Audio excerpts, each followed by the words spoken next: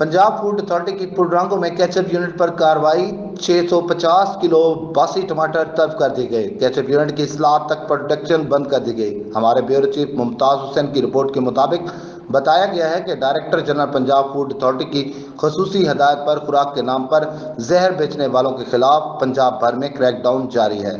Food safety team ने पुलरांगो के मुकाम पर केचप यूनिट पर कार्रवाई करते हुए दौरान इंस्पेक्शन खराब टमाटरों के इस्तेमाल से मुज़र सेहत केचप तैयार कर रहे थे। सैकड़ों किलोग्राम केचप तैयार करके मार्केट में फरोख्त की जा रही थी, जो फूड कवानीन की संगीन खिलाफ वर्जी है, जिस पर फूड बिजनेस मालकान को बेहतरी काम तक रोक देने की हिदायत कर दी गई। इस मौके पर DG Punjab food authority Mohammad Asim Javed का कहना है कि खुराक की तैयारी से तरसील तक तमाम मराहल को चेक किया जाएगा। डीजी पंजाब फूड अथॉरिटी का मजीद ये भी कहना है कि सेहत दुश्मन नासर के खिलाफ घेरा तंग किया जाएगा।